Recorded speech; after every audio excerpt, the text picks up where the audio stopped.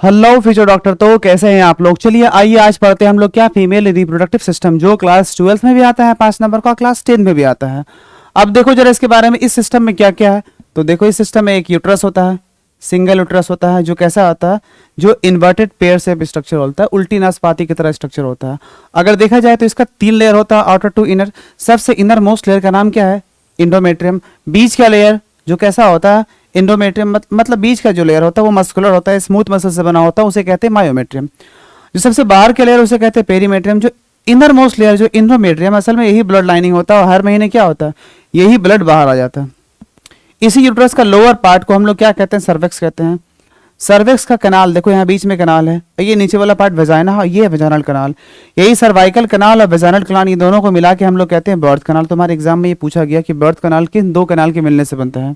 उसके बाद अगर देखा जाए तो इस सिस्टम में 2 ओवरी है। कितना है देखो, एक ये और दूसरा ये, 2 ओवरी है। यूजुअली देखा जाए तो ओवरी एक प्रोड्यूस करता है, हर एक मंथ में कोई एक ओवरी से एक प्रोड्यूस होता है।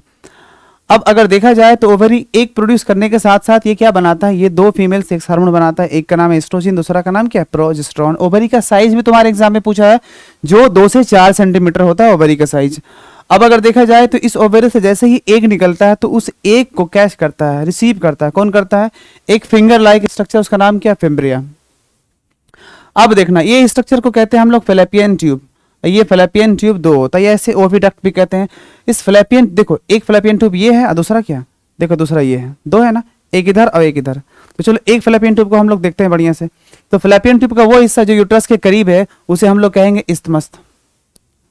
फिर जो ब्रॉड पार्ट होता है, ये हल्का क्या होता है, नैरो पार्ट होता है इस्थमस। ब्रॉड पार्ट होता है एम्पुला। इसी एम्पुला में क्या होता है, इसी एम्पुला में रिप्रोडक्शन मतलब फर्टिलाइजेशन होता है। इसमें क्या होता है, फर्टिलाइजेशन होता है। उसके बाद वो पार्ट फैलोपियन ट्यूब का वो हिस्सा जो ओवरी के करीब हो उसे इनफंडिबुलम कहते हैं। क्या कहेंगे, इनफंडिबुलम कहेंगे। फैलोपियन ट्यूब की लंबाई भी पूछी कि कितनी होती है, याद रखना फैलोपियन ट्यूब की लंबाई या फिर ओविडक्ट का हो 11 से 12 सेंटीमीटर होता है। ठीक है, चलो ये पूरा स्ट्रक्चर, ये पूरा डिटेल किसके बारे में था, ये था भाई फीमेल रिप्रोडक्टिव सिस्टम, जो आपके एग्जाम में भी आता है, नीट्स में बहुत सारा कॉन्सेप्ट यहाँ से आया। ठीक है, तो इस तरह के वीडियो के लिए हमारे चैनल को लाइक करें, सब्सक्राइब करें। ठीक है, थैंक यू।